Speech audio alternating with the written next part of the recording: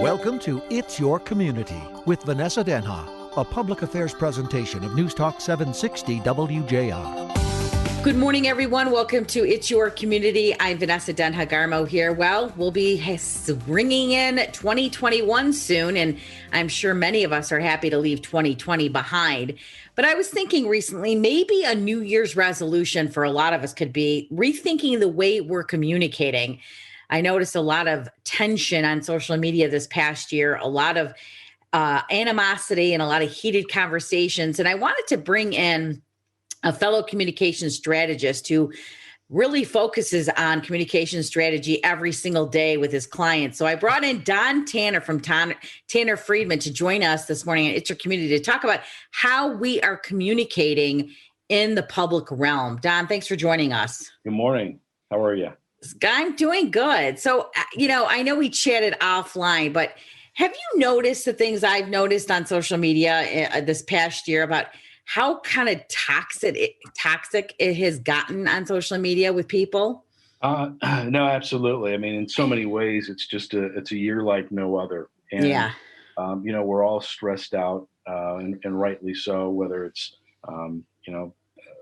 job furloughs or kids at home. I mean, just the coronavirus itself is could be so scary. And so Yes. I think that's one of the key things. I think that the fact that we're all pretty much shut in most of the time, has us really consuming more social media and spending more time on our phones, consuming media that way. Many times it kind of feeds into all of that. Yeah. And and it's easy. I'm not putting anybody down because I got caught up in it myself, Don, because it's easy when somebody posts something and you're just like, what? And you get so appalled or irritated or like, are you crazy? Or are you kidding me? And you want to respond.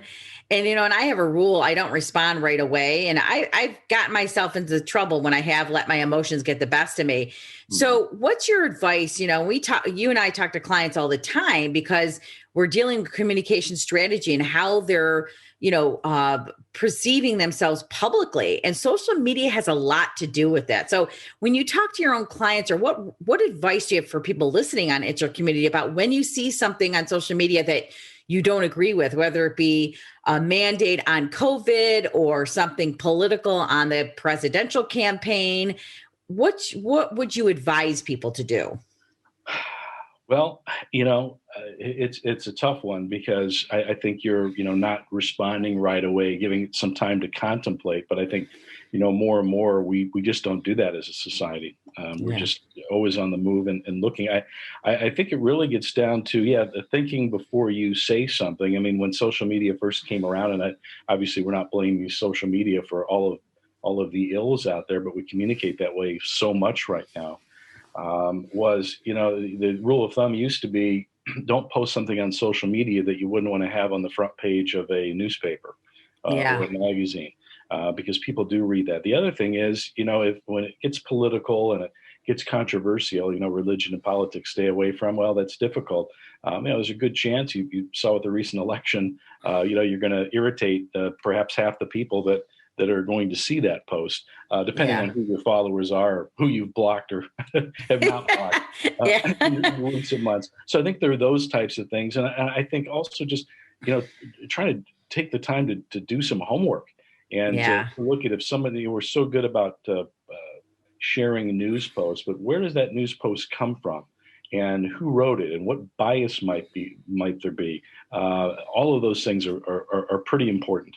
Yeah. You know what, Don, you make a really good point. And I've been much more selective on what I post in news stories because of the bias. And I think, unfortunately, the bias is much more prevalent than it ever was. The objectivity in news has kind of diminished over the years. It's not what I, quote unquote, grew up in as a reporter, where you're just objective and you report facts and you keep your opinions out of it.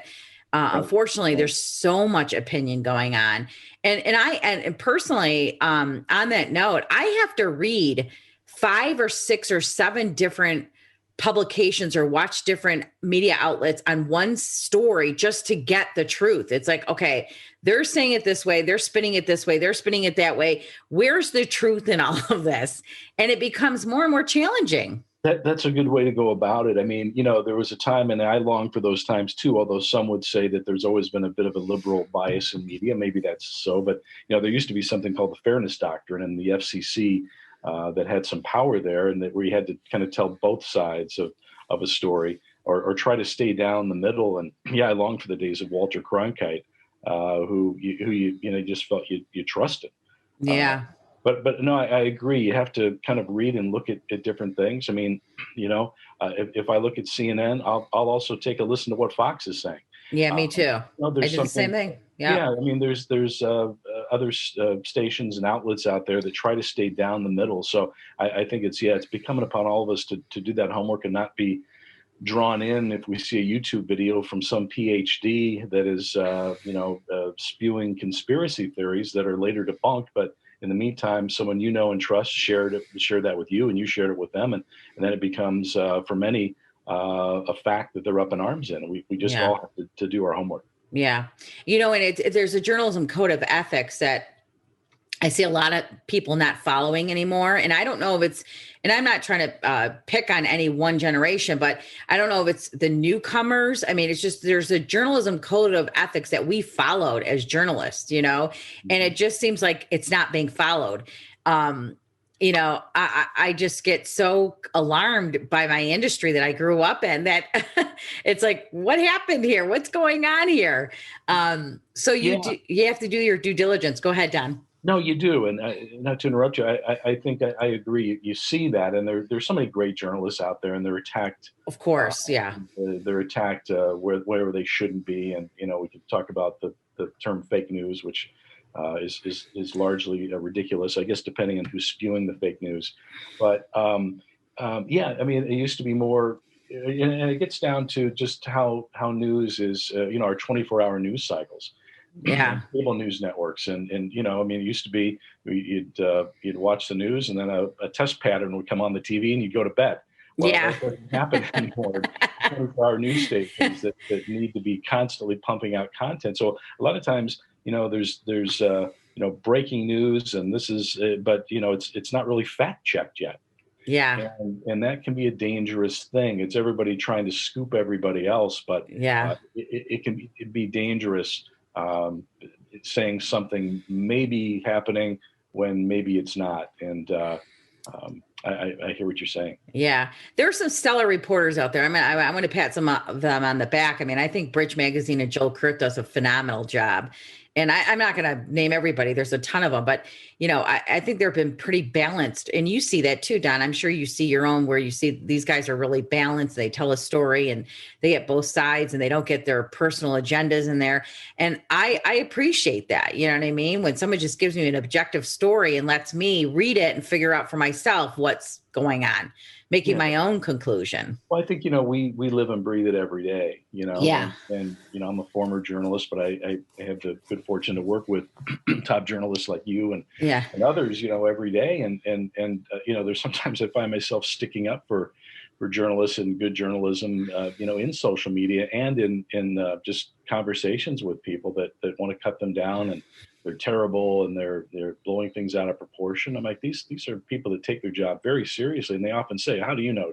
I work with them every day. We helped fact check a lot of what went on with the this past election. We saw things firsthand, and it helped to debunk a lot of the myths or conspiracy theories. So I think we're pretty involved with it, and so we do stick up for journalism, good journalism, wherever we can. Yeah, good journalism, and there's some really good ones out there, and there's some not so good ones. Unfortunately, and we both, I'm sure you and I you've seen both ends, just like I have. Out there. In terms of social media too, Don, in terms of sharing things on social media, people are going to disagree. Okay. Politically, religiously, stuff going on with COVID. I mean, let's face it. You either love the governor, hate the governor, love the president, hate the president. I mean, you either agree with what happened in these elections or you disagree with it. I mean, we're like down the middle here. You know, what happened to our ability to communicate and share ideas and thoughts without attacking each other?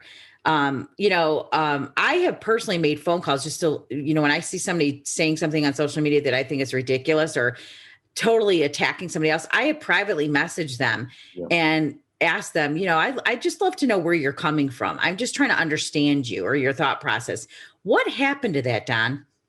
Yeah, there's just been a lack of civility, and you don't want to blame any one person or any one thing, but I'm a big firm believer of, whether it's a country or it's a company, the tone is always set at the top.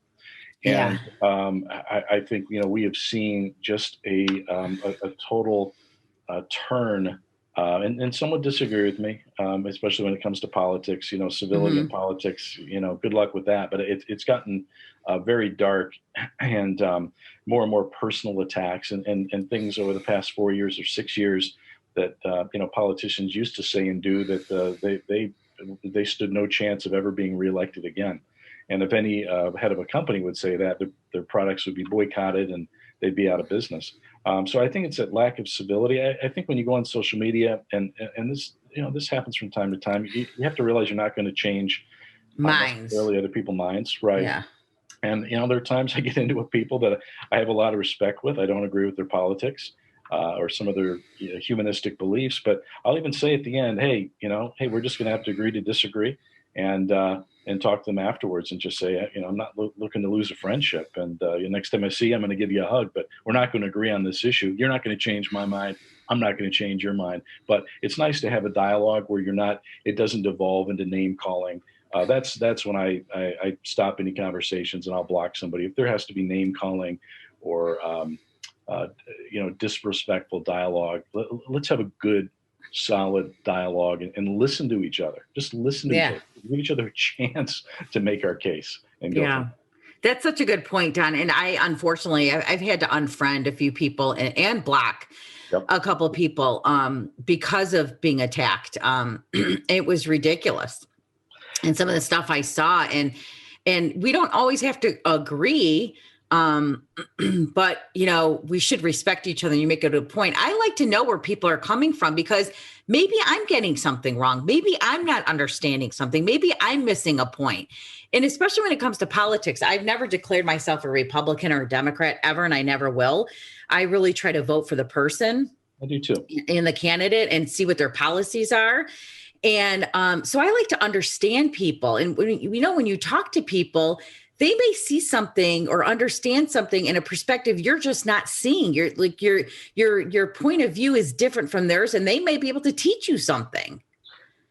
Absolutely. I've been at this communications game for, 35 or more years. Yeah. I tell people, even, younger people that come in or less experienced people and just say, yeah, I want to hear from you. I don't have all the answers. I don't know it all. And same goes for what's going on in the world. And,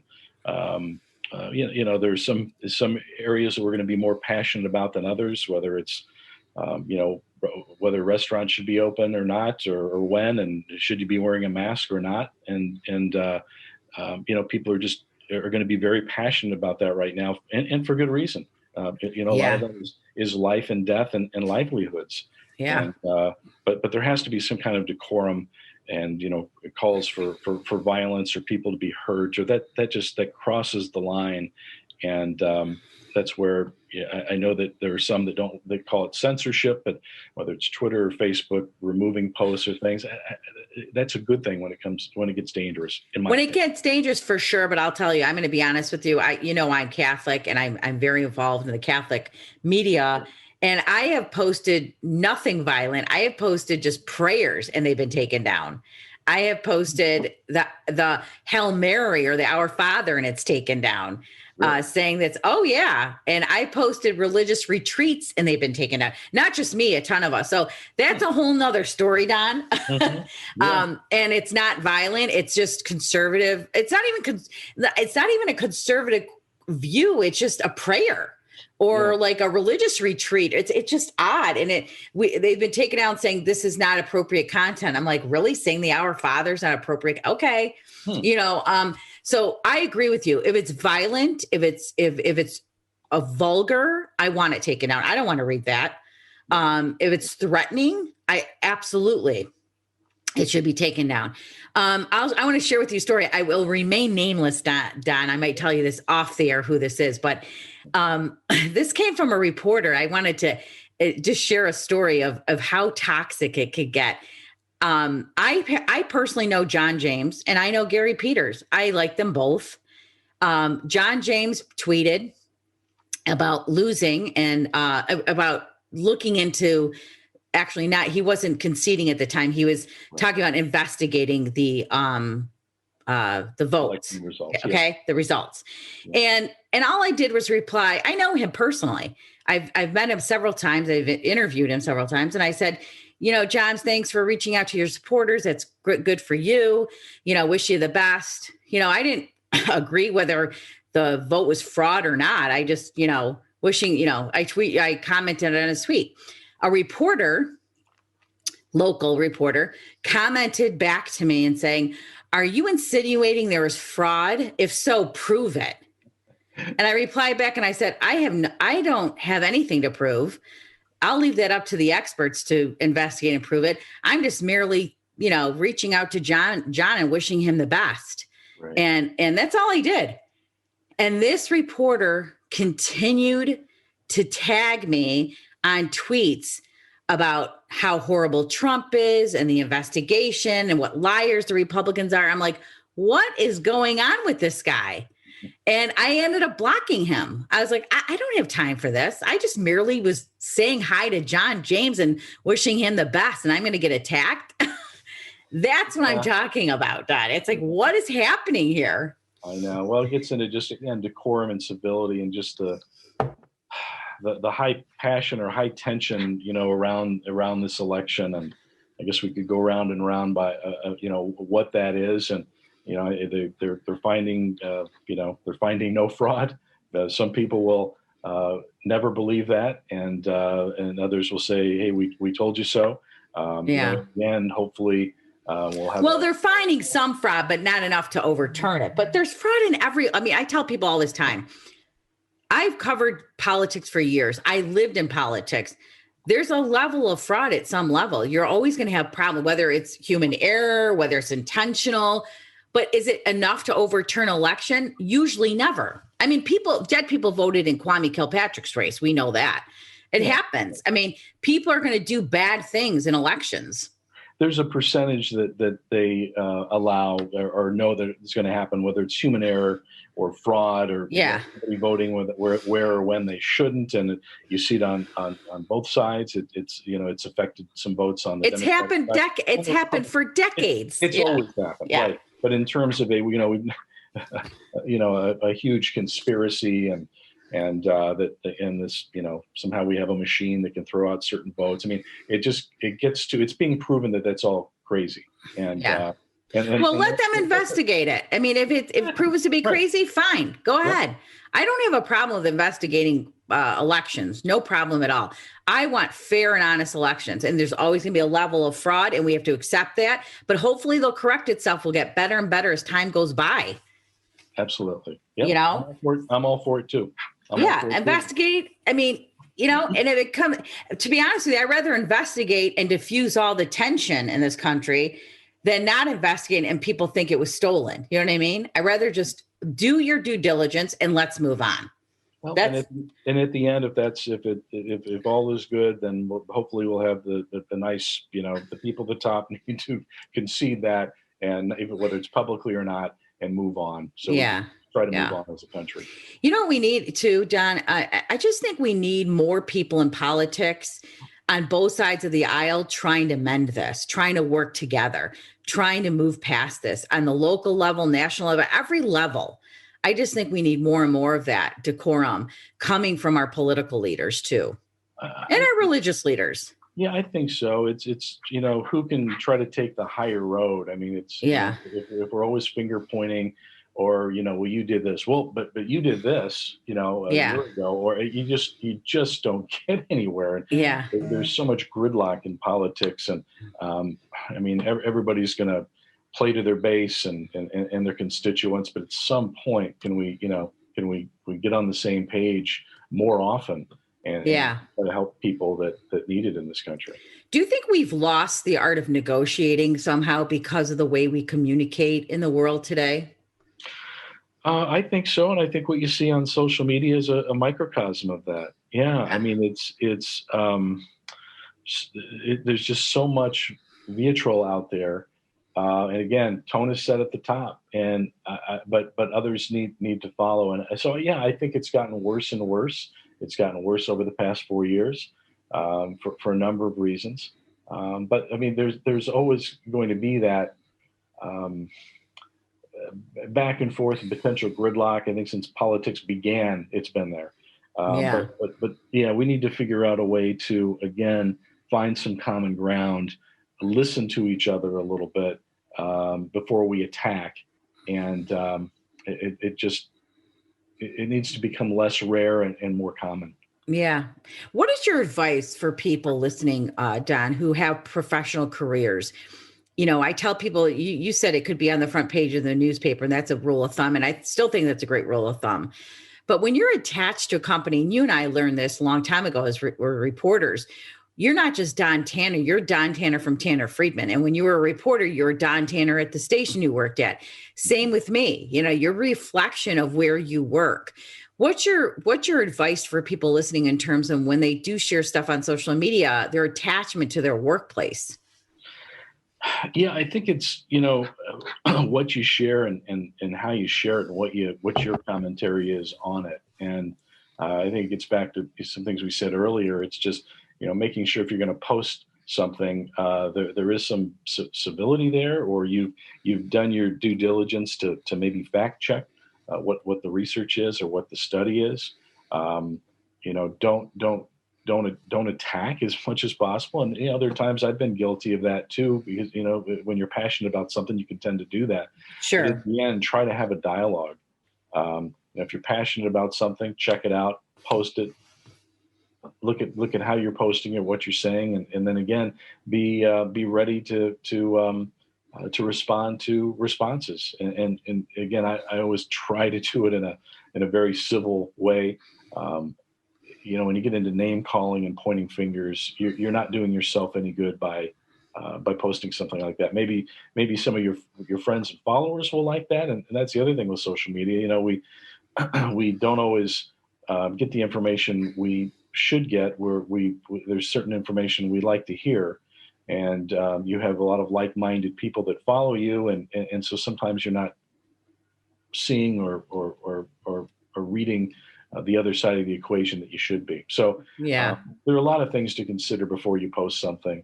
Mm-hmm. Maybe even just occasionally pick up the phone and talk to somebody you disagree with. Maybe that's a better way to do it. I've made a rule of thumb of doing that this year, Don, is private messaging them and ask people, if you want to go out to lunch, you want to have a coffee, you don't want to just chat on the phone, I'd love to talk with you, because we're not always going to agree, and that's fine.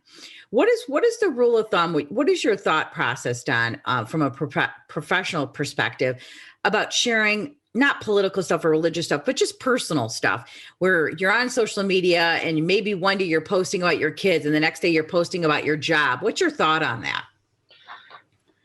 It's interesting because I know some people that will not post anything personal, and I don't post everything. I don't know that, everyone needs to know that necessarily where I'm going on vacation. And I need to go on a vacation more, don't we all? But I will not post, for example, hey, I'm in Jamaica, everybody. I don't do that either. When I'm still in Jamaica, hey, come maybe rob my house. Put something after the fact. Yeah. I just, things at work, things that we're proud of, or client work that we're proud of.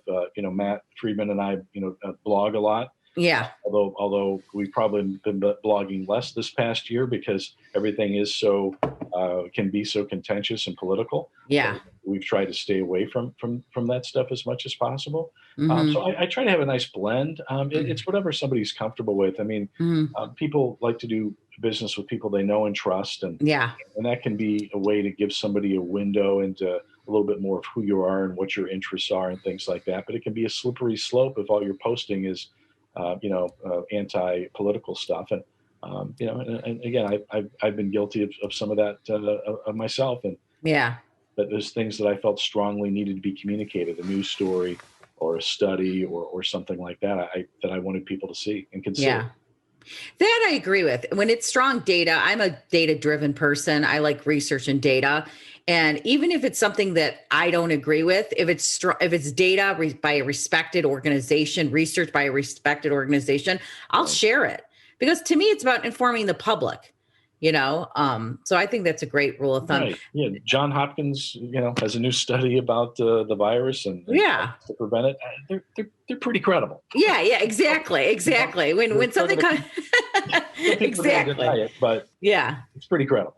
Yeah, I mean, when you're talking about John Hopkins or U of M or a major research institution or doctors, when it came to COVID, I'll be honest with you, I just started picking up the phone and talking to doctors I know and saying, hey, what is your thought on this? What are you seeing at your office? I wanted personally to hear it from doctors who are on the front lines and dealing with it.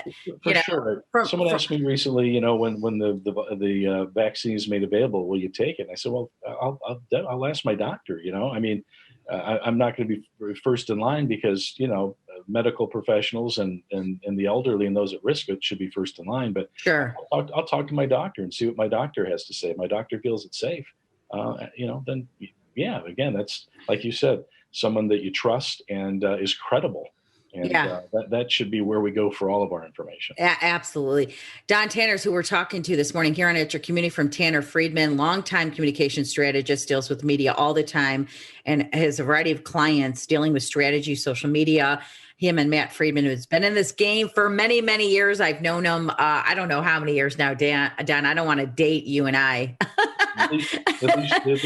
At least 20, 25, maybe. At least 25. Yeah. I think we're almost past 25 now, but you guys, I've always loved you and Matt. You guys are great. You're stellar in what you do. I've known you guys for a long time. Even when I was a full-time reporter, it started when I got to meet you guys, and you guys do good work. And I really trust your judgment and your expertise. So thank you so much for joining me here on At Your Community. You too. I feel the same way about you. Matt does as well. And thank you for the opportunity. Really appreciate it. My pleasure. Give out your website for people listening this morning. It is TannerFriedman.com.